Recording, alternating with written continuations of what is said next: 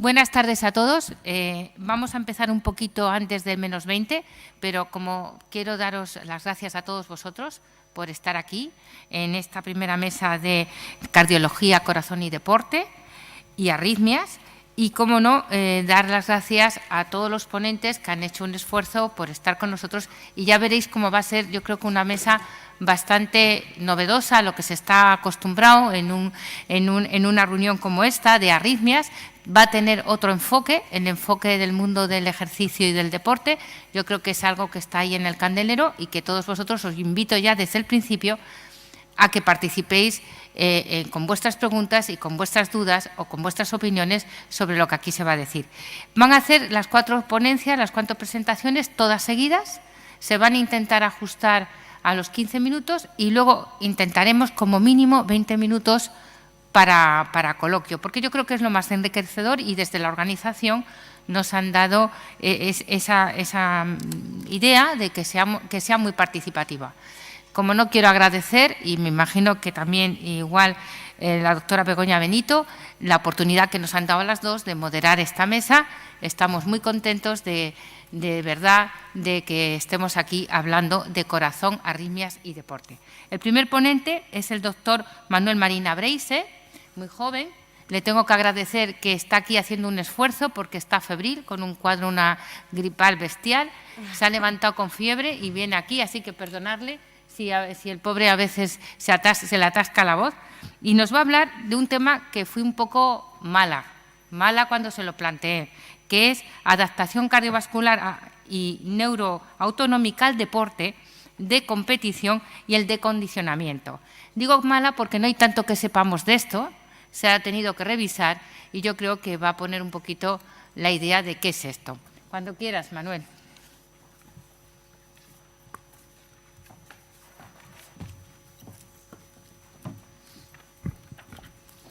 Buenas tardes a todos. Gracias por la invitación, Araceli, aunque venga en condiciones subóptimas. Voy a intentar hacer lo mejor que pueda. Empezamos la charla de fisiología cardiovascular en el deporte y me ha tocado este tema, adaptación cardiovascular y neuroautonómica al deporte de competición y al de condicionamiento. No tengo ningún conflicto de interés y la idea de esta charla es responder a las siguientes preguntas. ¿Cuáles son las adaptaciones vasculares y miocárdicas desencadenadas por el ejercicio? Ya que es un congreso de arritmias y había que introducir el tema. ¿Cómo se comporta el sistema nervioso autónomo en el entrenamiento? ¿Qué efecto tiene el decondicionamiento físico sobre estas adaptaciones fisiológicas? ¿Y qué aporta el decondicionamiento en las arritmias auriculares y ventriculares de los deportistas de alta competición? Como introducción, decir que el corazón, como todos los órganos de nuestro cuerpo, tiene la capacidad de adaptarse. Y en este caso, adaptarse al deporte. ¿Para qué se adapta al deporte? Se adapta para mejorar el gasto cardíaco. Ante estímulos externos, estímulos ambientales, el entrenamiento, el corazón pretende adaptarse y mejorar su gasto cardíaco. Y el sistema vascular también. Se produce un remodelado vascular a nivel periférico que lo que busca es un aumento del flujo y un aumento de la capacidad de difusión del oxígeno, sobre todo al sistema musculoesquelético. Este mecanismo se produce mediante principalmente 3 mecanismos, que son la aterogénesis, la angiogénesis y mecanismos de remodelado vascular.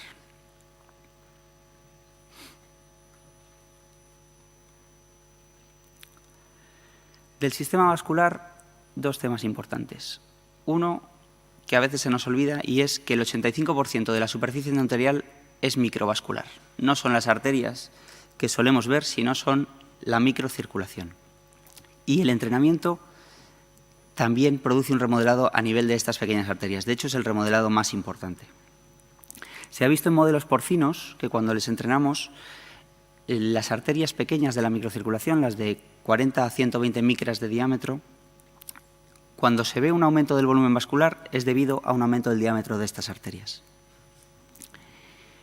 Y si vemos repercusión funcional a nivel vascular periférico, cuando analizamos pacientes o deportistas, en este caso, a los que sometemos a un entrenamiento intensivo para preparar un campeonato del mundo, lo que vemos es que la presión arterial sistólica normalmente no varía y, por lo tanto, el entrenamiento en situación basal no modifica la presión arterial sistólica, pero según se van acercando a altas cargas de entrenamiento, 75% de carga o 100% de carga antes de competiciones como Campeonatos del Mundo, que es el caso de estos pacientes que son pacientes del equipo de remo italiano, vemos que la presión arterial diastólica sí que aumenta con el aumento de la carga de entrenamiento. Se cree que esto es debido a procesos del sistema nervioso autónomo, en parte, que tiene una influencia sobre el sistema vascular, además de los demás sistemas cardiovasculares. Como todos sabemos, y quien no lo sepa lo repito, en principio el entrenamiento produce a nivel del sistema nervioso autónomo aumento del tono parasimpático y disminución del tono simpático. Pero se vio en este estudio que cuando aumentamos la carga de entrenamiento y cuando estos deportistas están preparando una competición de alto nivel, este proceso se invierte. Y a altas cargas de entrenamiento, cuando llegamos al 100%, parece que aumenta el tono simpático y disminuye el tono parasimpático. Esto se vio con análisis espectral de la variabilidad del RR, que ya saben que es una medida indirecta de sistema nervioso autónomo. Podemos pensar que estos deportistas fue un efecto adverso, pero no. Simplemente ganaron 3-4 medallas en este grupo, por lo tanto eran pacientes que realmente estaban más entrenados de lo normal.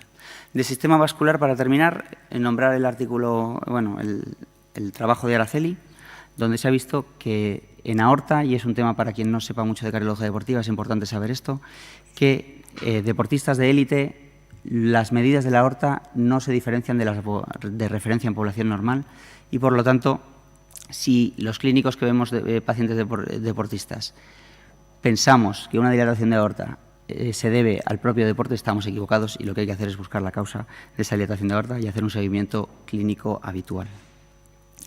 Y, por último, a nivel vascular, pues también se produce un remodelado a nivel coronario. Este remodelado primero se produce en las arterias epicárdicas y luego a nivel de la microcirculación coronaria, al igual que en el sistema vascular periférico. Decir que este remodelado de los vasos se correlaciona con el tamaño miocárdico. Por lo tanto, cuando hagamos una ecografía y veamos que en un deportista está aumentando la masa miocárdica, probablemente esté aumentando también el diámetro de las arterias coronarias. En cuanto a tamaño miocárdico, ¿qué debemos saber? Resumen rápido sobre hipertrofia del corazón con el entrenamiento en deportistas altamente entrenados.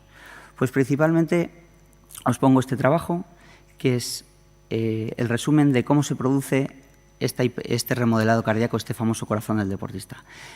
Parece que se produce en dos fases. Los 3 primeros meses hay un aumento del volumen ventricular izquierdo con una disminución diastólica, una función diastólica precoz, es decir, el corazón aprende a relajarse rápido.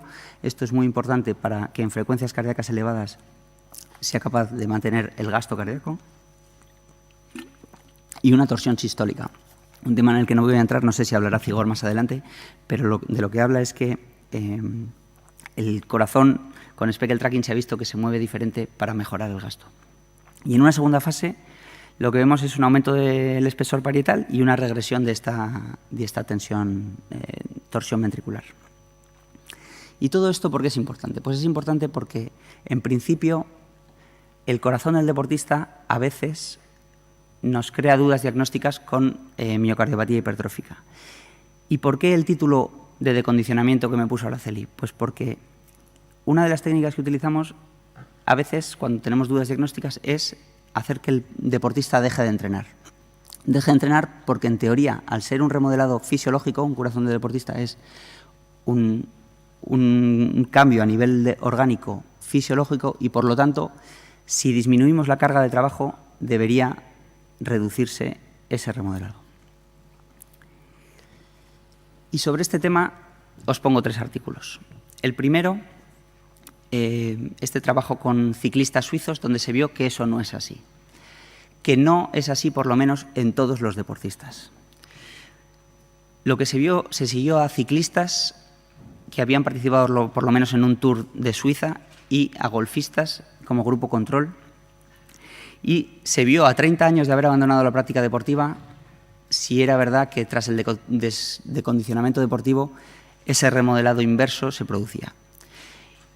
Y se vieron diferencias significativas entre los ciclistas y el grupo control. Los antiguos ciclistas tenían un mayor diámetro telediastólico del ventrículo izquierdo, tenían mayores volúmenes diastólicos del ventrículo izquierdo, un mayor tamaño auricular, habiendo excluido a los pacientes en fibrilación auricular, un diámetro mayor del ventrículo derecho, y se vio una tendencia a una menor FEBI, una fracción de eyección, aunque conservada, y una tendencia a una mayor masa ventricular en los ciclistas frente a los golfistas. Y este otro trabajo, también lo había comentado, es un trabajo de Pelicia donde se vio algo parecido en otros deportes, no solo en ciclismo, pero en deportes con alta carga estática y dinámica, donde se vio que estos deportistas, tras un decondicionamiento de 8 años, habiendo dejado el deporte y la competición 8 años antes, sí se veía que la hipertrofia de la pared ventricular disminuía, pero pese a haber una disminución de los diámetros ventriculares izquierdos, esos diámetros persistían altos. Y en el 22% de ellos, como pueden ver, seguían por encima de 60 milímetros de diámetro diastólico. Por lo tanto, nos podrían crear la duda de una miocardiopatía dilatada. Por último, un trabajo en el que sí se produjo ese remodelado inverso y en el que los pacientes, habiendo desarrollado una hipertrofia, volvieron al tamaño original. La principal limitación de estos trabajos es que no había ecocardiograma basal y, por lo tanto, esos ciclistas del Tour de Suiza no sabíamos si basalmente tenían ya unos corazones grandes que genéticamente les habían condicionado a ganar o a ser ciclistas profesionales. Pero en este trabajo sí que tenemos el ecocardiograma basal, es en universitarios americanos. Una vez incluidos en el estudio, cuando ingresan en la universidad, se les hizo un ecocardiograma basal y se vio que, sometiéndoles a un ejercicio con alta carga estática, un ejercicio de fuerza, durante 4 años, hicieron hipertrofia ventricular izquierda, y que esa hipertrofia, a los 6 meses de haber dejado el entrenamiento de 4 años que duró este trabajo, volvió a dimensiones normales. Por lo tanto, sí parece que en algunos deportes ese remodelado inverso puede existir. La idea es que probablemente dependa de los años de entrenamiento, del tipo de deporte y de las propias condiciones aeróbicas, anaeróbicas del deporte practicado. ¿Qué sabemos de todo esto y por qué es importante que el remodelado sea fisiológico y, por lo tanto, que pueda ser inverso y pueda recuperar el tamaño normal del corazón? Pues de los pacientes cardiópatas sabemos que la cardiopatía hipertensiva, por ejemplo, no puede hacer un remodelado inverso porque, en principio, hay fibrosis. La hipertensión, como todos saben, es una enfermedad sistémica crónica que produce una inflamación crónica de la microcirculación coronaria, de ahí todo lo que hemos visto al inicio.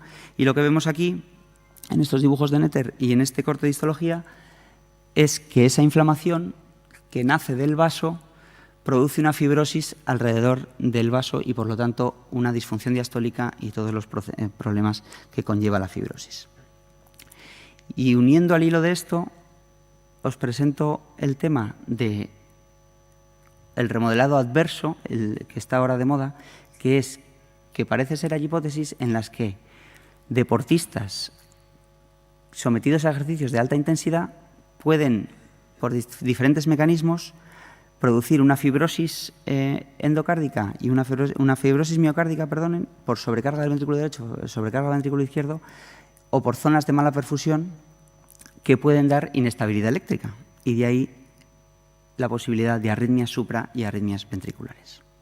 Para ilustrar esta hipótesis, 2 trabajos. El primero es este, donde se vio que deportistas de maratón, triatlón, ciclismo de montaña y ultratriatlón hacían disfunción ventricular derecha en fase post-carrera y esa disfunción recuperaba, y de ahí el remodelado adverso. Y en deportistas de estas mismas condiciones se ve con frecuencia infiltrados, o sea, captación tardía de gadolinio en el tabique interventricular en la unión entre el ventrículo derecho y el ventrículo izquierdo, y por lo tanto fibrosis miocárdica. Del tema de electros en el deportista no voy a entrar en detalle porque Zigor es el que va a presentaros ese tema. Simplemente sobre decondicionamiento de esos cambios electrocardiográficos, decir que cuando seguimos a estos pacientes en seguimiento 8 años, vemos que la frecuencia cardíaca en reposo, que normalmente en deporte está disminuida, vuelve a aumentar, el intervalo PR y el intervalo QT también vuelven a situación basal, y los criterios de hipertrofia ventricular en el electro lo mismo. Para terminar, arritmias auriculares y arritmias ventriculares, decir que cuando estos deportistas, sobre todo los que tienen una alta carga dinámica y estática en deportes de 3C de la clasificación de Mitchell, ya saben todos ustedes que cuando seguimos a estos pacientes durante años, muchos de ellos hacen arritmias auriculares. Principalmente, fibrilación auricular es la que más nos interesa a nivel clínico. Y se ha visto que esta mayor incidencia de fibrilación auricular en estos deportes se relaciona con deportistas probablemente mejor entrenados, mejor condición física, y deportistas que han participado durante más tiempo en la alta competición. En este trabajo se vio que los deportistas que habían sacado mejores tiempos en estas carreras de esquí de fondo y que habían participado más veces en esas carreras tenían mayor incidencia de fibrilación auricular en el seguimiento a 8 años. Y en cuanto a esta sistolia ventricular, ¿qué decir del decondicionamiento? Pues que este trabajo nos presenta la posibilidad de, en un paciente en el que tengamos practicando deporte de alta competición o deporte de alta intensidad y que tenga extrasistolia ventricular de alta densidad, nos planteemos el decondicionamiento también, no para dejarle y sacarle de la competición, sino para mejorar su perfil arrítmico, aunque sean arritmias de bajo riesgo, ya que este trabajo se hizo en pacientes sin cardiopatía estructural. Y se vio que tras el decondicionamiento de 3 meses, la carga de extrasistolia ventricular se redujo de forma significativa, y lo interesante de este trabajo es que luego cuando volvieron a entrenar esos pacientes, la carga de extrasistolia ventricular fue menor que la original. Por lo tanto, no queda muy claro el mecanismo de por qué el decondicionamiento puede disminuir la carga de extrasistolia, pero estos son los datos clínicos que tenemos. Por lo tanto, para concluir, decir que el sistema vascular periférico y cardíaco experimenta un remodelado inducido por el ejercicio con el objetivo de mejorar la capacidad del flujo sanguíneo, la extracción de oxígeno y la capacidad de difusión de oxígeno, siendo muy importante el sistema microvascular. Que el sistema nervioso autónomo modula en parte las adaptaciones, produciéndose cambios en la actividad simpática y parasimpática dependiendo de la carga de entrenamiento. En altas cargas de entrenamiento estos mecanismos pueden invertirse. Que los datos actuales indican que el tamaño de la aorta en deportistas se encuentra dentro de los límites normales en la población general y, por lo tanto, no hay que crear confusión sobre este tema. Que en deportistas de alta competición con entrenamientos prolongados de alta intensidad, sobre todo los de la clasificación 3C de Mitchell, parece que el remodelado cardíaco es solo parcialmente reversible después de los largos periodos de decondicionamiento físico, como consecuencia probablemente de un condicionamiento extremo. Que el estudio de la fibrosis intramiocárdica parece de nuevo importante debido a su potencial proarritmogénico, que la mayor incidencia de arritmias auricular, sobre todo fibrilación auricular tras la retirada de la práctica deportiva de alto nivel, parece estar relacionada con el deporte practicado, la duración de la carrera deportiva y la condición física del propio deportista, y que en deportistas sin cardiopatía estructural y alta carga de extrasistolia ventricular, un periodo de condicionamiento físico de al menos 3 meses parece reducir la carga de extrasistolia a largo plazo. Muchas gracias.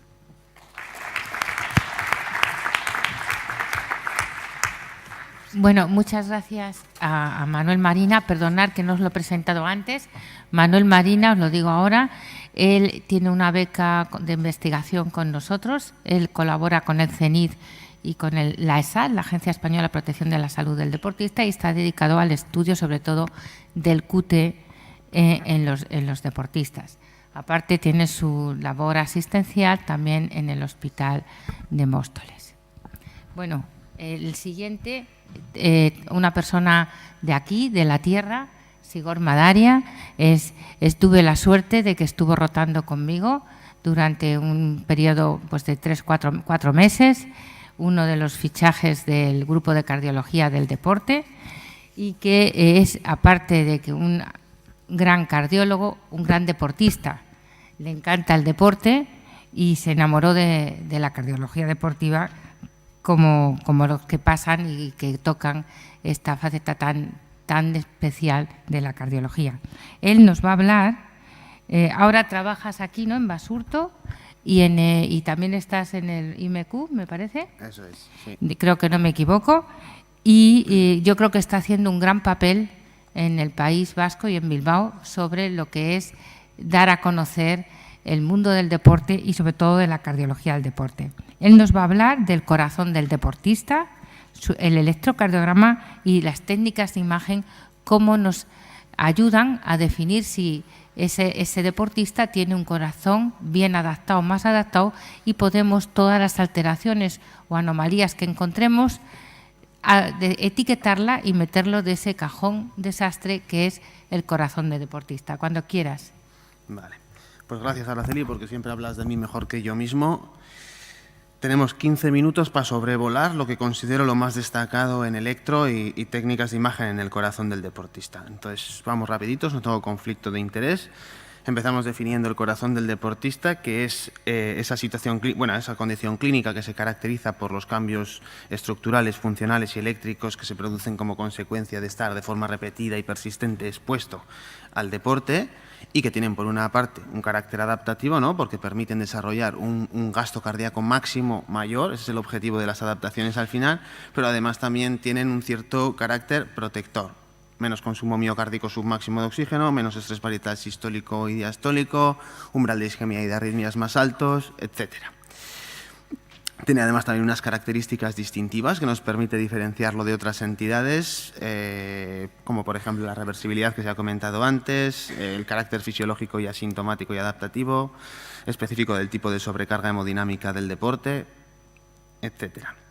Y los cambios son, pues como ya sabéis, el aumento del tamaño de las cavidades del corazón, cambios en la posición del corazón que se producen como consecuencia del propio crecimiento, mejoría de la función tanto sistólica como diastólica y arritmias lentas, pues por aumento del tono vagal, disminución del tono simpático y disminución de la actividad intrínseca del nodo sinusal.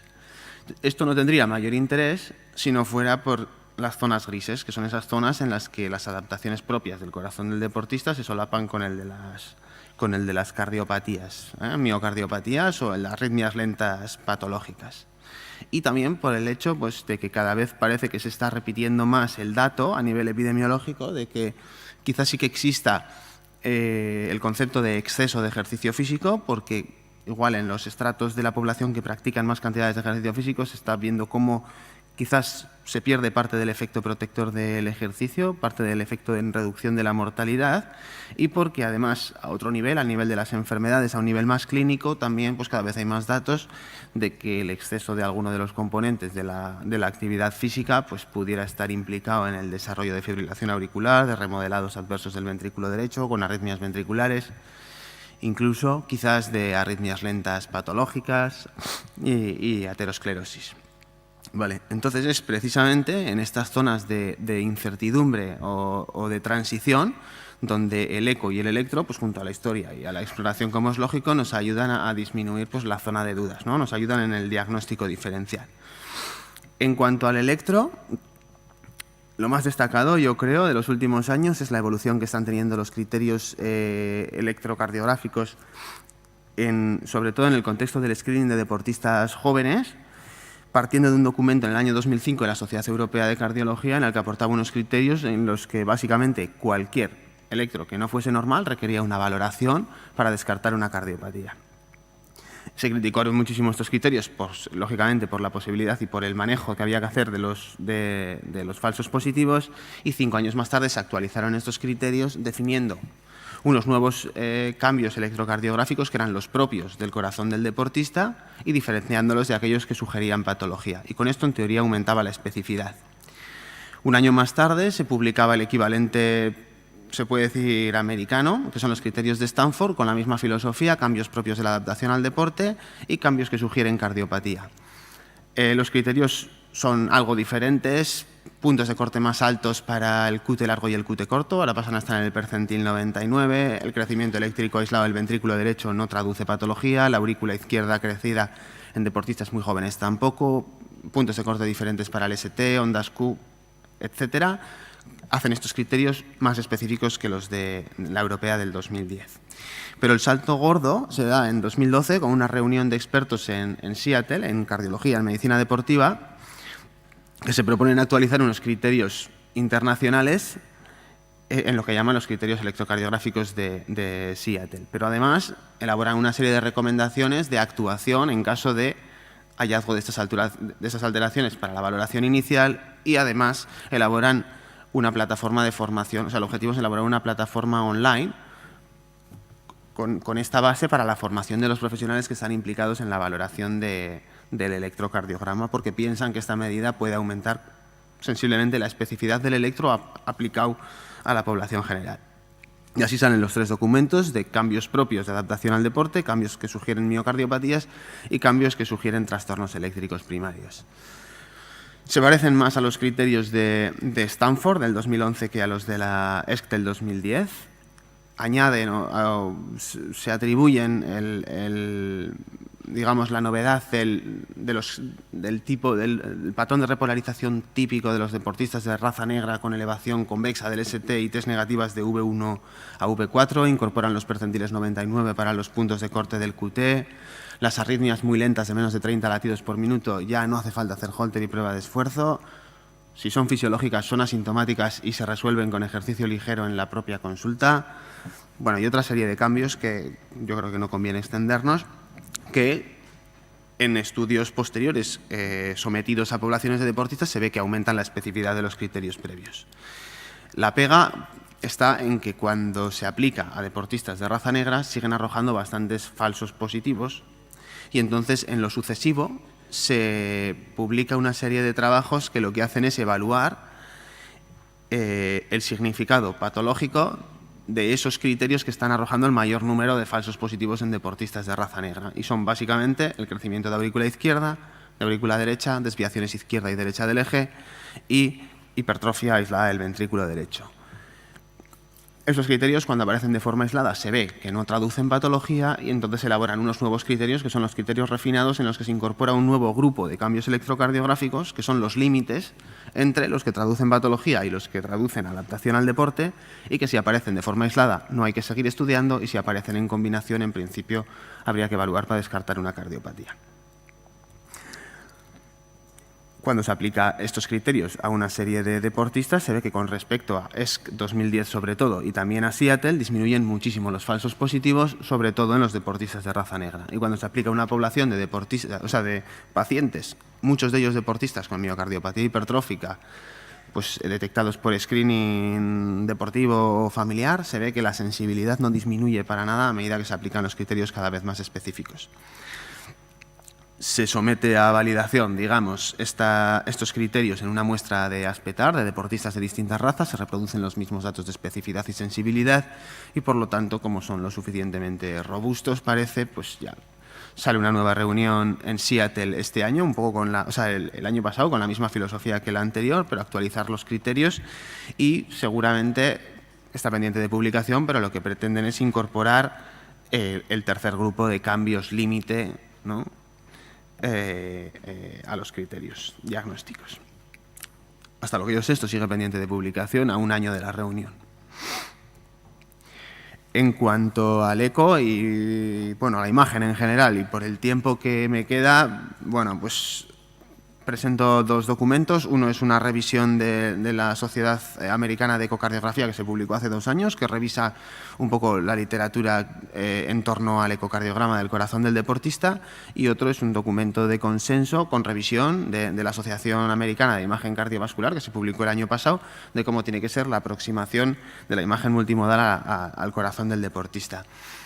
He seleccionado los mensajes clave de este segundo documento para presentarlos, pues por una cuestión de tiempo. Si luego hay que hablar de más cosas, se hablará, pero había que sintetizar. La verdad es que no se complica demasiado. Las recomendaciones que hacen son muy sencillas, quizás porque tampoco hay evidencia para hacer unas recomendaciones mucho más sofisticadas y porque muchas veces en la sencillez pues radica el éxito. Repasan distintos aspectos del corazón del deportista, entre otros pues la fisiología del corazón del deportista, el concepto de corazón del deportista, y aquí se paran para insistirnos en una idea sobre todo, que es que la fracción de eyección en reposo no es un buen correlato de la función sistólica en los deportistas. Se reconoce que hay un porcentaje variable en función de la población de deportistas que pueden tener una fracción de eyección ligeramente reducida, sobre todo los de alta carga dinámica, y en estos la fracción de eyección reducida en reposo no traduce en principio patología, y la adecuada valoración de la función sistólica en el deportista debería hacerse valorando precisamente la función sistólica en reposo, y una función sistólica normal en los deportistas se traduce por la capacidad de aumentar el volumen sistólico precisamente con el esfuerzo y no por la fracción de eyección en reposo. Se revisan las causas de muerte súbita, se revisa el papel del ecocardiograma o técnicas de imagen en el contexto del screening. No está justificado su incorporación en el screening pues por el coste adicional que supone, a pesar de que es reconocidísimo su valor en el diagnóstico diferencial. La primera técnica a elegir, lógicamente, el ecocardio. También proponen un algoritmo para la evaluación de patología coronaria en los deportistas. Creo que no difiere demasiado de la evaluación en el no deportista, y repasa un poco los efectos deleterios del deporte de alta intensidad, centrándose sobre todo en la fatiga cardíaca aguda, ¿no? En el efecto agudo del deporte de alta intensidad. Pues disfunción sistólica, diastólica de ventrículo izquierdo, ventrículo derecho, en mayor o menor grado, con elevación de marcadores y en principio reversible. No se para mucho a evaluar el remodelado adverso a largo plazo que puede conllevar a otras patologías. La verdad que aquí nos entretienen demasiado.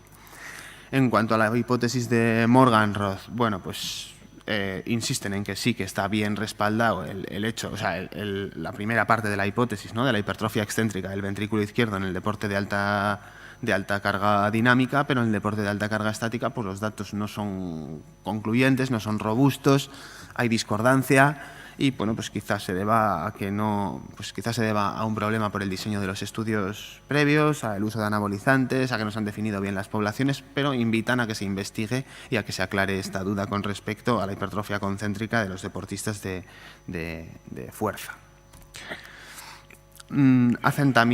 Separan un poco en el efecto de las sustancias dopantes en el corazón y destacan dos ideas fundamentales. Los anabolizantes pueden inducir fibrosis y fenotipos más o menos parecidos a la miocardiopatía hipertrófica, con disfunción sistólica, disfunción diastólica, la propia fibrosis. En los estimulantes, aparte de la toxicidad catecolaminérgica que se les supone, la cocaína en concreto puede producir alteraciones de la motilidad segmentaria simulando una cardiopatía isquémica, y que por lo tanto las técnicas de imagen tienen valor en lo que es la sospecha de este tipo, de la utilidad de la utilización de este tipo de sustancias, sin que en ningún caso pueda ser diagnóstico, evidentemente. En el diagnóstico diferencial de las miocardiopatías dilatada hipertrófica por ecocardiograma, muy simple. La verdad es que ahí no se complican. Un diámetro telediastólico de más de 60 milímetros es raro y tiene que hacer sospechar una miocardiopatía dilatada si no está en el contexto de una capacidad, una potencia aeróbica alta, o si además asocia disfunción sistólica, pero sobre todo disfunción diastólica, ¿vale? La hipertrofia ventricular izquierda del deportista es simétrica, armónica, y en el septo no suele ser mayor de 12 milímetros, un poquito menos en las mujeres, un poquito más en los deportistas de raza negra y en la miocardiopatía hipertrófica. La hipertrofia se suele centrar más habitualmente en el septo y además muchas veces se asocia a otras alteraciones, lo que ya sabemos, la evaluación de la zona gris de la miocardiopatía hipertrófica.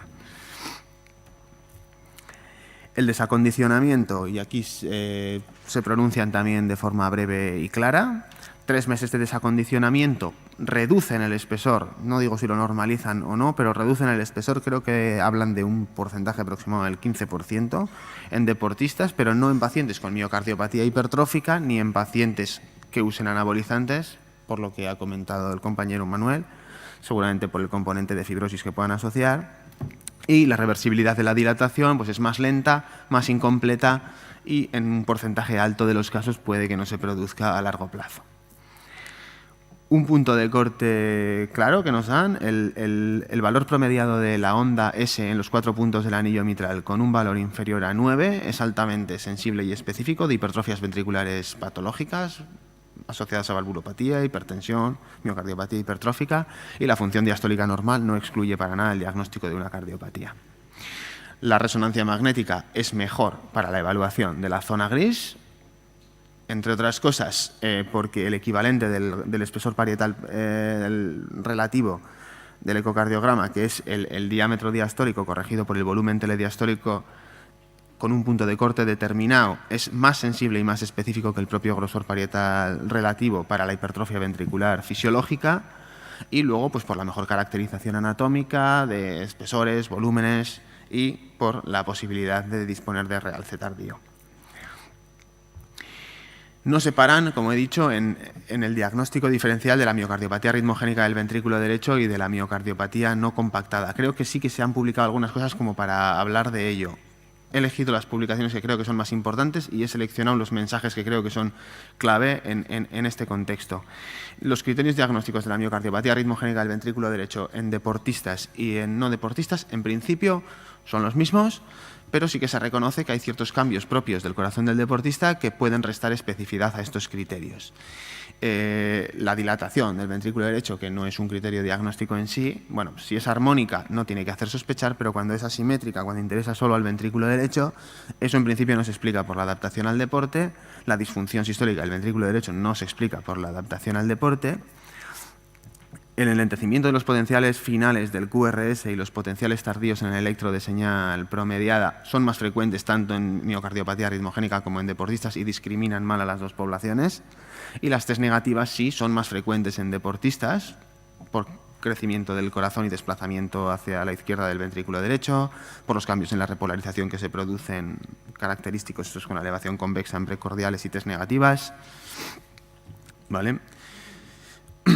Os invito a revisar los documentos para ahondar un poquito más porque he tenido que ser muy escueto. Y última diapositiva con contenido, os lo prometo, zona gris de la miocardiopatía no compactada. Hay un trabajo así de referencia, yo creo, la verdad es que es muy bonito, creo que está bien hecho y caracteriza muy bien esta zona gris. Compara 3 poblaciones, deportistas sanos y portadores de miocardiopatía no compactada. La hipertrabeculación es frecuente en general en los dos grupos de sanos, pero bastante más en los deportistas. Un porcentaje cercano al 10% en los deportistas cumple criterios de no compactación, más en deportistas de raza negra, y lo que mejor discrimina a los enfermos de los deportistas es la presencia de test negativas en el electro y la disfunción ventricular. Sin más, no doy conclusiones porque creo que ha sido todo más bien una lluvia de conclusiones. Quería acabar con una curiosidad, que es una imagen que traje del Consejo Superior de Deporte. Es una especie de sinestesia, la sinestesia es un recurso literario, un síntoma en psicopatología que consiste en percibir a través de un sentido que no corresponde, un estímulo a través de un canal o un sensorial que no le corresponde, como oler un color o ver un sonido. En este caso, es un ejemplo de cómo se ven los límites superiores del remodelado eléctrico del ventrículo, o sea, del corazón de un deportista a través de los ultrasonidos.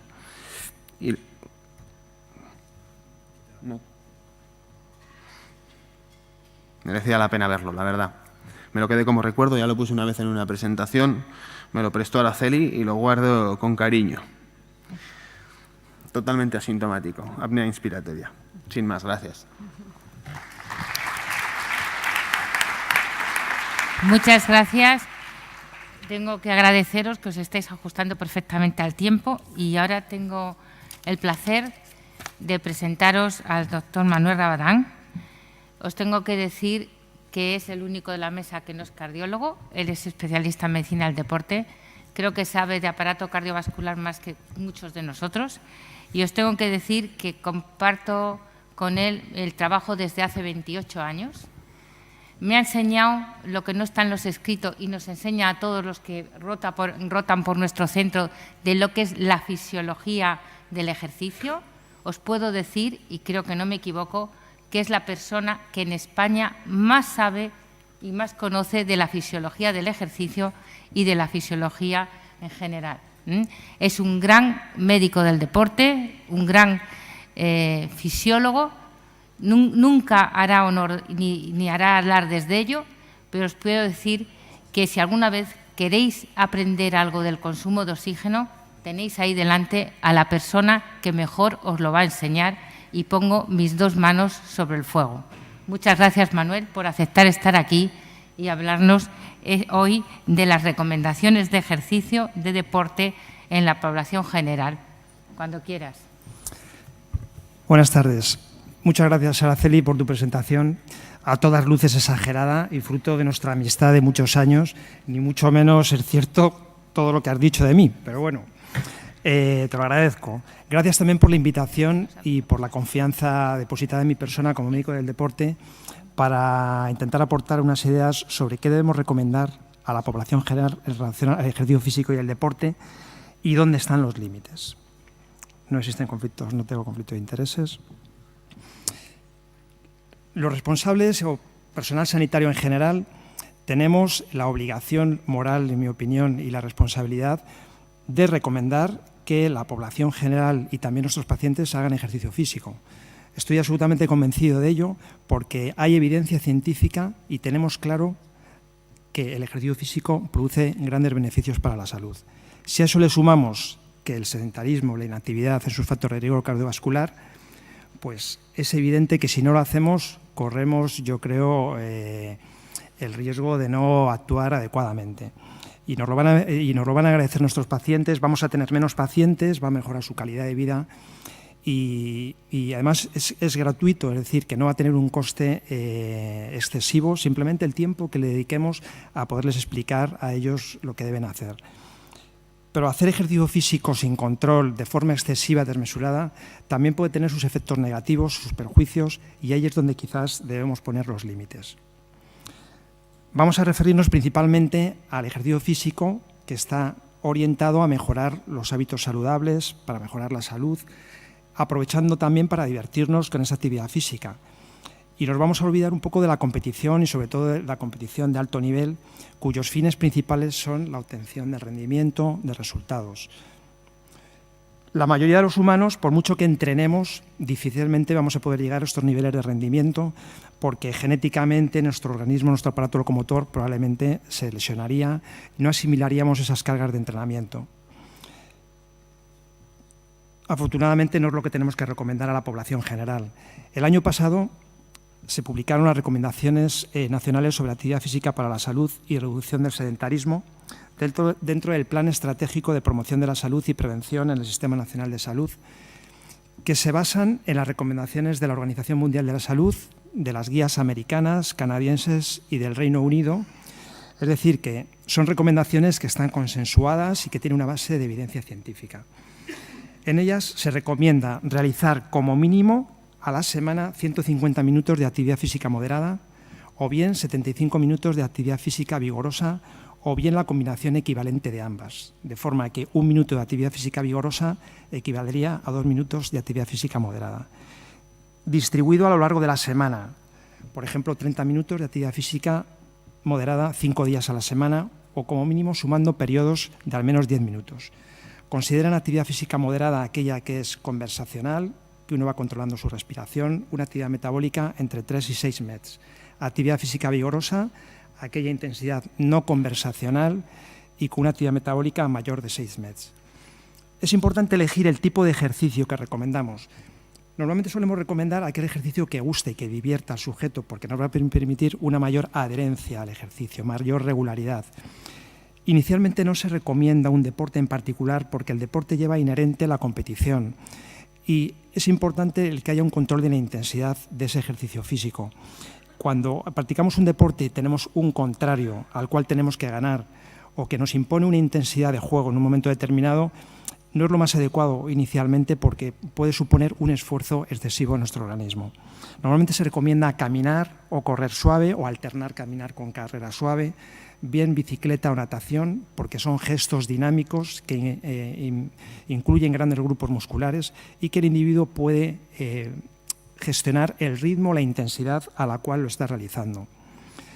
También debemos incluir en las recomendaciones al menos 2 días a la semana de actividades de fortalecimiento muscular, que incluyan grandes grupos musculares, entre 8 a 12 repeticiones por grupo muscular y actividades de mejora de la flexibilidad, como estiramientos, ejercicios de movilidad articular. Para obtener mayores beneficios, podemos realizar a la semana 300 minutos de actividad física moderada o bien 150 minutos de actividad física vigorosa o bien combinación equivalente de ambas. De forma que no hay evidencia de que los beneficios para la salud aumenten de forma significativa a partir de los 300 minutos a la semana. En esta figura podemos ver la reducción en la mortalidad, el riesgo de mortalidad en relación con el ejercicio. En la banda verde tendríamos el ejercicio, actividad física moderada. La banda azul tendríamos la actividad física vigorosa. Vemos que el mínimo recomendado estaría en esta zona, que reduciría el riesgo de mortalidad en un 31%. Si hacemos menos de lo recomendado, también disminuye la mortalidad, como vemos, hasta en un 20%.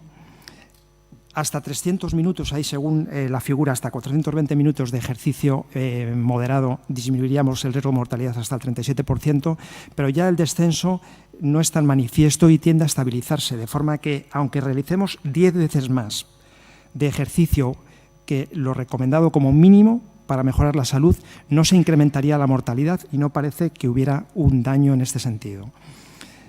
En este momento me pareció interesante ver si había estudios en relación a la longevidad en los deportistas de alto nivel. Y sí que hay varios en la literatura. He puesto 2 de ellos aquí. Uno que hace referencia a medallistas olímpicos de 9 países y que se estudió y se vio que vivían una media de casi 3 años más, o bien un grupo de deportistas finlandeses numeroso que vivían de media entre 1,6 y 5,7 años más según los deportes. Vivían más años los que practicaban deportes de resistencia más que los deportes de fuerza o de combate. ¿Por qué hay que poner límites? Porque parece ser que, aunque hagamos mucho ejercicio, seamos deportistas de alto nivel, no va a aumentar el riesgo de mortalidad, al contrario, viven más. Pues hay que poner unos límites, porque el ejercicio excesivo en algunas personas que tienen una predisposición especial, pues puede producir problemas. Vamos a analizar un poco este tipo de problemas que pueden surgir. A nivel cardiovascular, en primer lugar, ya se ha mencionado la fibrilación auricular, pues se multiplica por 5 el riesgo de fibrilación auricular en deportistas de resistencia de mediana edad respecto a la población sedentaria. No se sabe con certeza cuál es la dosis de ejercicio umbral a partir del cual se puede producir con más frecuencia la fibrilación auricular. Hay diferentes trabajos, uno de ellos habla de más de 1.500 horas de ejercicio acumulado como umbral de riesgo, en otros más de 5 horas a la semana de ejercicio intenso a los 30 años en adelante, que aumenta el riesgo. Parece ser que esta fibrilación auricular está relacionada con una remodelación auricular, con dilatación auricular importante que produce una inestabilidad a ese nivel y que favorece en personas predispuestas con una genética predisponente la fibrilación auricular. Otros problemas cardiovasculares que pueden ser el límite a partir del cual el ejercicio físico de alta intensidad puede ser negativo.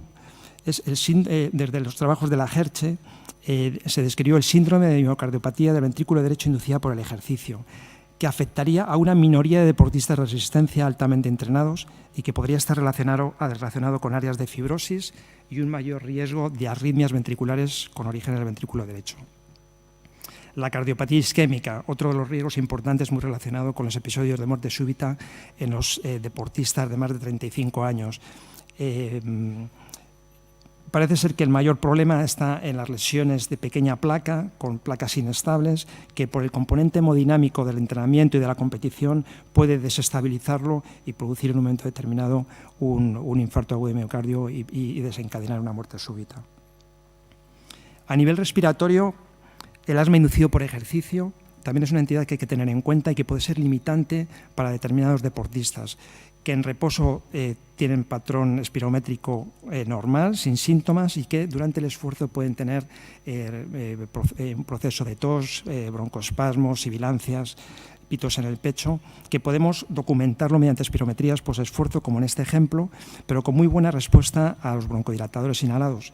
Si llegamos al diagnóstico y ponemos tratamiento adecuado, este deportista no tendría ningún problema en realizar su deporte sin riesgos.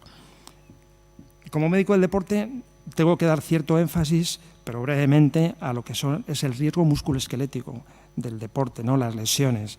Es evidente que a mayor volumen e intensidad hay mayor riesgo de lesiones agudas y también de lesiones por sobrecarga. Y es el caballo de batalla de muchos deportistas que les impide en algunas ocasiones poder realizar su deporte adecuadamente. Ahí vemos una imagen de una deportista de alto nivel de gimnasia artística con una epifisitis de la columna lumbar, que afortunadamente los deportistas en la población general pues no llegan a estas situaciones límite. Otros problemas que en el ámbito del deporte se pueden producir es la descompensación de algunas enfermedades como la diabetes, la situación de fatiga crónica o sobreentrenamiento por exceso de estrés físico y psíquico con recuperaciones, pocas recuperaciones, que producen un deterioro en el rendimiento y un reflejo de la saturación de los sistemas de adaptación a las cargas de entrenamiento o los riesgos psicológicos, la obsesión, adicción al deporte y la dependencia del ejercicio, la vigorexia, es decir, esa anulación de la voluntad del deportista que en algunos momentos modifica su vida y la orienta solamente a hacer deporte. Pues es un efecto claramente negativo que hay que intentar combatir y que tampoco se tiene claro a qué dosis de ejercicio se produce y que depende claramente de la personalidad o de cómo gestione cada persona la actividad deportiva. Y, por último, el consumo abusivo de fármacos por motivos estéticos, rendimiento, pues es algo no deseable y que nosotros pues, tenemos que combatir y recomendar a nuestros deportistas pues, lo que deben hacer desde el punto de vista de complementos nutricionales o de ayudas ergogénicas de algún tipo que sean sanas.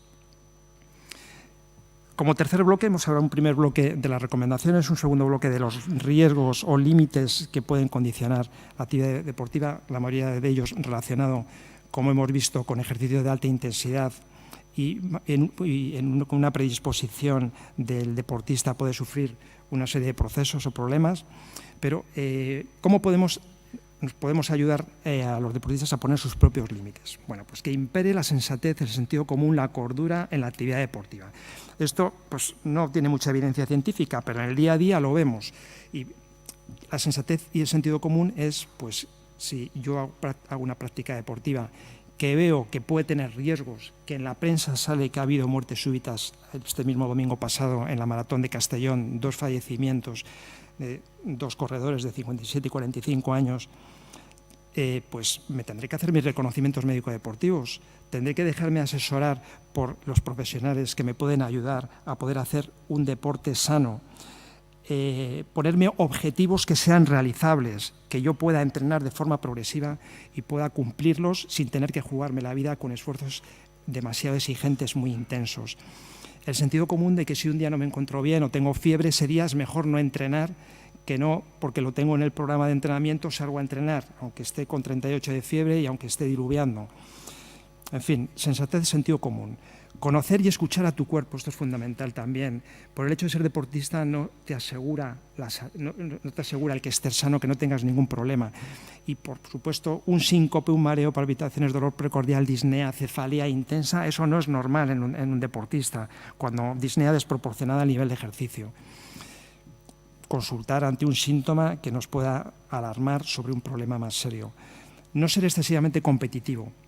Es cierto que el deportista en ocasiones busca sus límites compitiendo con sus rivales o consigo mismo, ¿no? Claro, el problema es dónde está el límite. Cuando el límite se supera, pues se produce bien la lesión, se produce el problema médico. Otra ayuda importante es comprender los principios básicos del entrenamiento, como la sobrecarga, la fatiga, es un componente normal del entrenamiento, pero también lo es la recuperación para que haya una mejora, una supercompensación, una adaptación a esa carga de entrenamiento. La progresividad, que poco a poco vayamos aumentando el volumen e intensidad del entrenamiento, la regularidad. En definitiva, la clave, que no es sencillo y que no siempre hay recetas para ello, es aplicar las cargas y recuperaciones adecuadas de forma individual en función de la condición física y edad del sujeto, objetivos y asimilación del entrenamiento. Para ello, dentro de los reconocimientos médico-deportivos, la prueba de esfuerzo, la ergospirometría, nos puede ser de gran ayuda para individualizar el entrenamiento y mediante la valoración del intercambio de gases respiratorios y de la ventilación pulmonar poder determinar los umbrales, el umbral aeróbico y el anaeróbico, y poder en función de esos umbrales hacer una distribución de las cargas de entrenamiento. A umbral aeróbico sería trabajo continuo extensivo, es decir, un aporte del metabolismo aeróbico predominante. Umbral anaeróbico, una mayor participación del metabolismo anaeróbico. Este sería un decálogo resumen de recomendaciones sobre ejercicio y deporte saludable. Algunas cosas ya las hemos dicho, como realizar el reconocimiento médico, la sensatez en la competición y asesorarse por profesionales de la actividad física y el deporte, aprovechar el deporte para divertirse y mejorar la salud, evitar las condiciones climatológicas adversas, esto es fruto del sentido común y la sensatez, no entrenar a 40 grados a las 3 de la tarde, porque puede producir deshidratación y puede producir problemas serios de golpes de calor, por ejemplo. realizar una buena alimentación, hidratación adecuada, buen calentamiento y enfriamiento, utilizar ropa y calzado específico para no lesionarse, descansar lo suficiente y un día no te encuentres bien a entrenar, evitar tabaco y alcohol en exceso, caminar, correr suave, nadar, ya hemos dicho que es lo más recomendable. Y por último, unos mensajes que podemos transmitir a la población. El organismo, el ser humano, está diseñado para movernos. Todos sabemos los problemas y el círculo vicioso que produce el sedentarismo. Algo de actividad física es mejor que nada. No por no llegar a los mínimos o no hacer lo que vemos en la televisión a determinados deportistas no significa que no podamos hacer algo. Siempre que rompamos la rutina de lo que estamos haciendo, ya eso va a ser beneficioso para nosotros. La edad no es un problema, que hay veces que se pone de excusa. La actividad física no es inocua siempre y puede tener sus peligros. Y, por supuesto, si no queremos tomar muchas medicinas en el futuro, es mejor que hagamos ejercicio físico. Y os animo a todos para que lo transmitáis a todo vuestro entorno y a vuestros pacientes. Y nada más. Muchas gracias.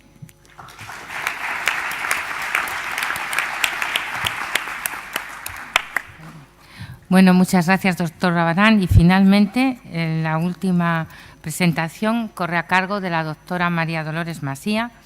También tengo que deciros que ella pasó por mi centro, ella trabajó con nosotros, ella ya estaba enamorada del deporte cuando vino a rotar al Centro de Medicina del Deporte del Consejo Superior de Deporte. Tengo que deciros que es una gran tenista, la perdió el tenis en favor de la cardiología. Si hubiera dedicado más horas o mayor dedicación, pues ahora estaría en un gran torneo. Sigue jugando al tenis, no os enfrentéis a ella, os va a ganar seguro. Y aparte de todo esto, ahora ejerce su trabajo. Ella se formó en Alicante y ahora trabaja allí en Alicante y está haciendo un gran papel en cuanto son el transmitir lo que aprendió o lo poco que le enseñamos en el Centro de Medicina del Deporte y aplicarlo no al deportista de alta competición, que es lo que vemos nosotros. Nosotros vemos los Fórmula 1. Es una población que vosotros no la veis habitualmente, creo que es así.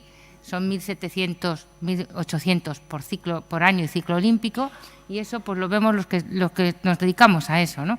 Pero existe pues casi más de 12 millones de deportistas en España, y esos son los que veis vosotros y los que tenéis que aplicar lo que nosotros hacemos o intentamos hacer con los deportistas de alta competición. Pues eso es lo que está haciendo María Dolores en su centro, en Alicante. Creo que está haciendo un gran labor y tengo que presentarosla como que es la coordinadora y la que reactivó el grupo de trabajo de cardiología del deporte dentro de la Sociedad Española de Cardiología. Entonces, aquí tenéis la que recogió, es como el ave fénix, recogió las cenizas del antiguo grupo de trabajo de cardiología del deporte, del cual me siento orgullosa de haber creado en España, y ahora nos va a hablar esta tarde del screening médico básico en el deportista amateur de alta intensidad. Es un grave problema cuando se os presentan vuestras consultas gente que hace deporte de alta intensidad, que quiere seguir haciendo deporte, pero que no es un deportista profesional, que ya está previamente estudiado y os pide que le digáis qué riesgo tiene en su práctica deportiva. Es un trabajo difícil y del cual nos va a hablar ahora María Dolores. Muchísimas gracias, Araceli. Gracias por invitarme y darme la oportunidad de hablar de este tema, y también agradecerte que me hayas podido meter en este mundo. Desde que tengo uso de razón estoy haciendo deporte y poder combinar las dos cosas, pues evidentemente es de agradecer. No tengo ningún conflicto de interés, salvo el que los deportistas estén bien vistos, que parece sencillo, pero es algo que parece que está más complicado. Screening médico básico, pues más básico que esto, una historia clínica completa, incluyendo antecedentes familiares, una exploración física y un electrocardiograma.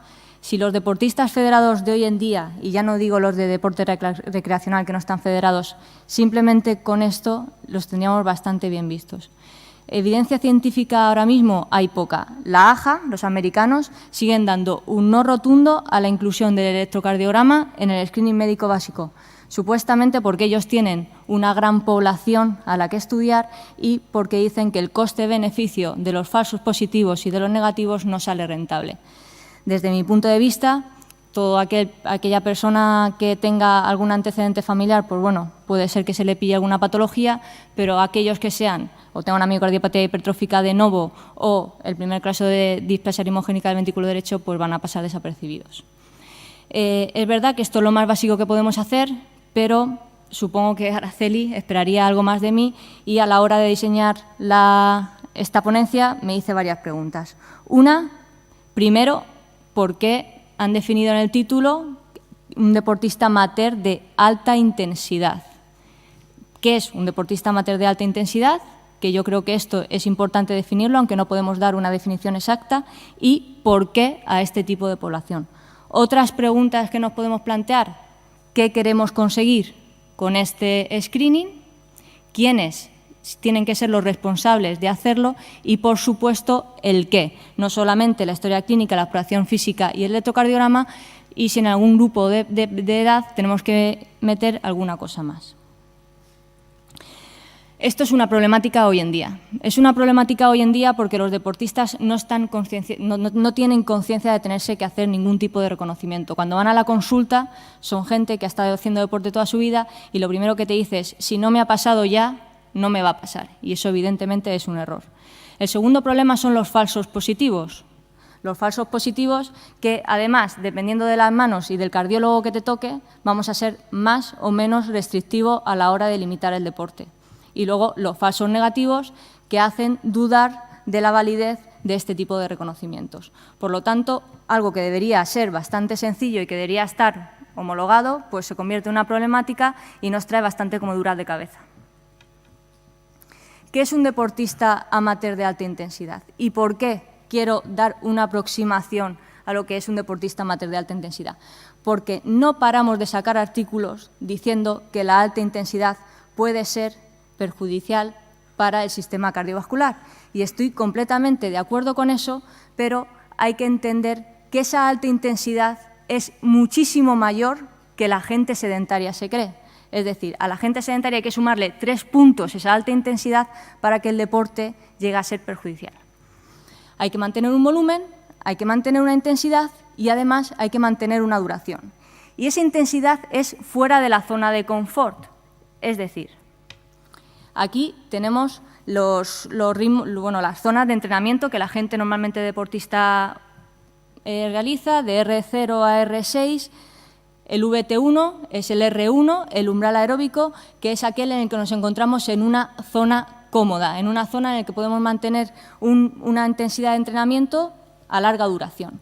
Luego está el VT2, que es el umbral anaeróbico, donde ya se van a producir adaptaciones periféricas y a este ritmo vamos a encontrarnos mucho más incómodos. Supuestamente en el VT2 podemos aguantar 20, 30 minutos y nunca de una manera cómoda. La mayoría de los entrenos de hoy en día siempre pasan la zona del VT2 y eso hay que entenderlo porque un deportista de alto nivel, para que mejore, tiene que entrenar fuera de esa zona de confort. Pero no solamente, como he dicho antes, tiene que entrenar fuera de esa zona de confort, sino que lo tiene que mantener en el tiempo. Como ha dicho Araceli, yo antes hacía tenis, entrenaba 5 o 6 horas diarias, entrenaba a alta intensidad, pero ahora mismo no soy una deportista de alta intensidad, ni mucho menos, y además el deporte que he hecho y las burradas no creo que luego vayan a hacer que vaya a tener fibrilación auricular o fibrosis. Es decir, para meterse en este mundo nos tenemos que concienciar que los deportistas tienen que entrenar fuera de la zona de confort y eso lleva muchas veces que estén en esa zona de alta intensidad. El talento es solamente una parte, pero esta gente que entrena lleva muchísimas horas detrás de sacrificio y de trabajo para poder llegar a lo que son. Entonces, aquí he cogido el running como ejemplo, hay diferentes modalidades, desde los 100 metros, pasando por los 10K, el maratón, el ultrafondo y luego los rides. Desde los 100 metros, que es una distancia corta, hasta los rides, podemos encontrarnos deportistas de alta intensidad, ¿no? Pero de la misma manera, y aunque parezca un poco burrada, entre comillas, decir esto, podemos encontrarnos gente que hace deporte a moderada intensidad que realiza maratones o ultrafondos. Los ultrafondos son carreras mayores de 42 kilómetros, algunos pueden ser de 100 kilómetros, ¿vale? No por practicar un maratón o un ultrafondo, eres un deportista de alta intensidad. Simplemente tú, cuando empiezas a entrenar y estás entrenando 10K, 15K y eres capaz de aguantar ese tiempo y ese ritmo, lo tienes que prolongar. Evidentemente, hacer un ultrafondo 100 kilómetros no es fácil, pero ahí tienes que tener mucho coco y mucha capacidad de sufrimiento para hacerlo.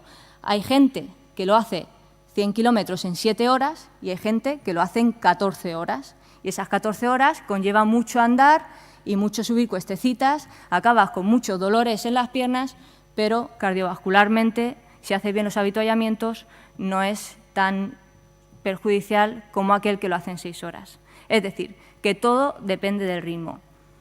La alta intensidad, pues hacerte un medio maratón en 1 hora 20, un maratón en 2 horas 30, un ultrafondo en 6 horas y luego ya están las burradas que sí que no pueden hacer la gente de moderada intensidad y las hacen gente de alta intensidad.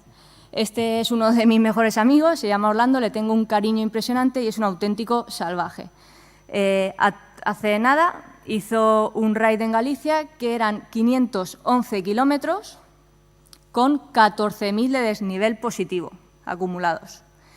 Les dejaban 3 horas de parada obligatoria, donde en esas 3 horas tenían, pues, bueno, les decían que la mayoría de la gente lo usaba para dormir.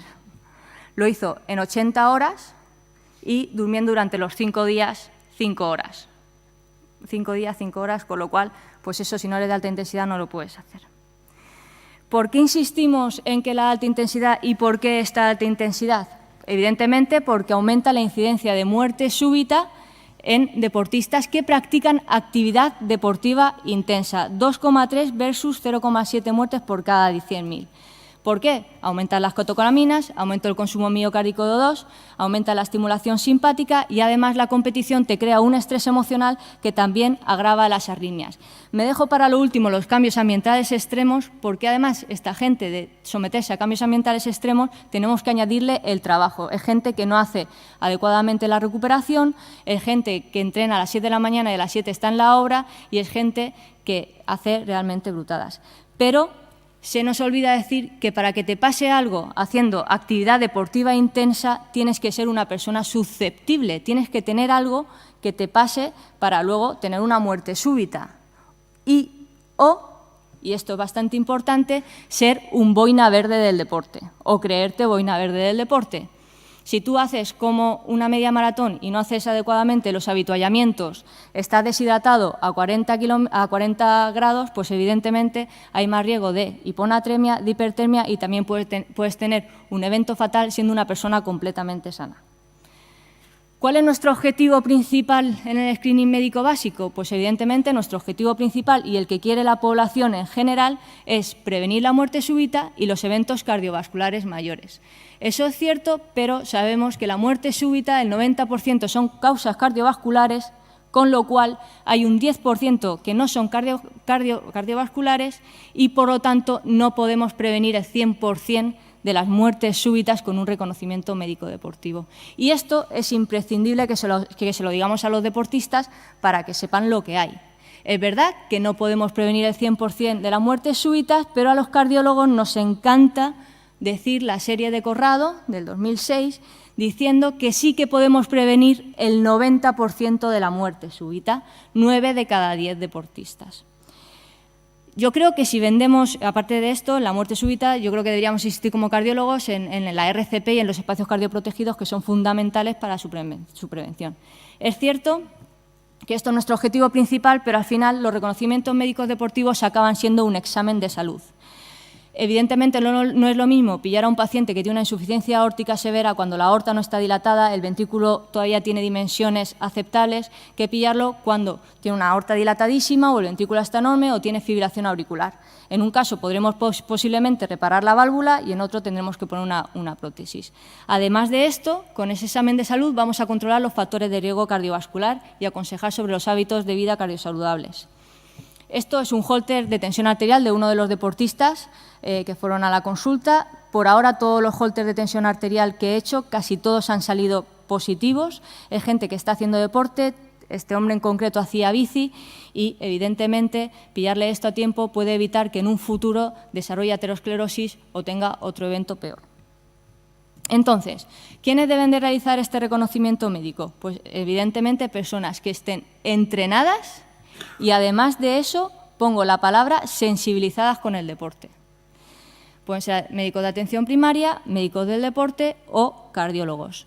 Vamos a hacer un screening médico básico que consta de historia clínica, la exploración física y el electro, y luego yo creo que aquí depende un poquito de las edades. En menores de 35 años, las causas más frecuentes, la cardiopatía congénita, miocardiopatía hipertrófica, displasia, la anomalía de las arterias coronarias y la miocarditis, entre otras. A estas personas les haremos un screening médico básico. Si sale negativo, yo creo que podemos darle con cierto grado de seguridad un apto para el deporte. Pero que hagamos este screening médico básico no significa que no podamos recomendar que por lo menos se hagan un ecocardiograma que nos va a poder permitir ver las anomalías de las arterias coronarias, por ejemplo, los espesores del ventrículo izquierdo y esas otras cosas que tanto nos gusta ver a los pacientes, a los cardiólogos que nos dedicamos a esto. Si el screening médico básico es positivo, por supuesto que le vamos a hacer un ecocardiograma, siempre. Y además de eso, valoraremos si hacer una prueba de esfuerzo o otras pruebas complementarias. A partir de los resultados, la mayoría serán aptos, habrá un porcentaje pequeño, muy pequeño, a los que les tengamos que contraindicar el deporte por completo, y luego llega la tercera fase y más complicada, que son las limitaciones del deporte, donde aquí es importante lo de la sensibilización al deporte. Si es un cardiólogo normalmente que no hace nada o no está metido en este mundo, lo más fácil es decir que te vas a la playa, das tus vueltecitas por la arena y nada más. Si es alguien que sepa más, pues a lo mejor te calcula los umbrales, te dice las zonas y te aconseja de mejor manera cómo tienes que entrenar. En los mayores de 45 años, aquí ya la cosa cambia. Cambia porque hay más muerte súbita y cambia porque la mayoría del screening médico básico es negativo. Entonces, desde mi punto de vista, a estos pacientes les debemos recomendar que se hagan el screening médico completo, con lo básico más un ecocardiograma y una prueba de esfuerzo. Queda ahí una franja de edad que no sabemos bien qué hacer, de 35 a 45 años. Yo creo que podríamos hacer un screening básico, un médico básico que sale negativo, le podemos dar el apto, pero les tenemos que volver a recomendar, como médicos que somos, que se completen el estudio con un ecocardiograma y una prueba de esfuerzo. Evidentemente, si a esta franja de edad tiene algo positivo o factores de riesgo cardiovascular, iremos a la opción más avanzada con ecocardiograma y ergometría. Aquí añado un tercer grupo, que es un cuarto grupo, que son los deportes de riesgo, a los que creo que siempre hay que hacerles de todo. ¿Por qué? Porque no solamente si tiene una muerte súbita va a ser más difícil resucitarla, sino que también va a poner en peligro la vida de los que le van a rescatar. Conclusión, imprescindible dar información al paciente y al deportista de lo que le vamos a hacer, de qué vamos a conseguir con ello y de qué consecuencias puede tener. Entonces, ¿por qué no lo metemos en el Sistema Nacional de Salud si es obligatorio? Pues evidentemente por razones de coste-beneficio. Se estima que hay que hacer más de 200.000 reconocimientos para prevenir una sola muerte súbita, pero es cierto que ya hemos dicho que no todo es muerte súbita. Además de eso, hay, como dice Araceli, 12 millones de deportistas, se saturarían los servicios médicos y están los problemas de los falsos positivos y los falsos negativos. Los falsos negativos no los podemos evitar, porque ya hemos visto que hay un porcentaje que no depende, pero los falsos positivos sí. Y aquí tengo que decir que es imprescindible crear unidades especializadas. No es lo mismo, Araceli, los falsos positivos que va a tener ella, y lo comparo conmigo misma, que evidentemente por ahora le llego a la altura de los tobillos. Es imprescindible crear unidades especializadas. Meterlo en el ámbito obligado, el mismo problema de siempre. También económico, yo creo que habría que recomendar por lo menos que se hiciese en lo básico. Aparte de este problema privado, yo veo otro problema enorme y que me da mucho respeto, y es que luego llega el amigo del director de la Federación de Fútbol, que es médico, se pone a hacer reconocimientos médicos sin ningún tipo de formación y al final esto se convierte en un negocio. Como conclusiones, solamente voy a dar 3. Una, que el reconocimiento cardiológico deportivo realizado por personas expertas puede prevenir los riesgos asociados a la patología cardíaca.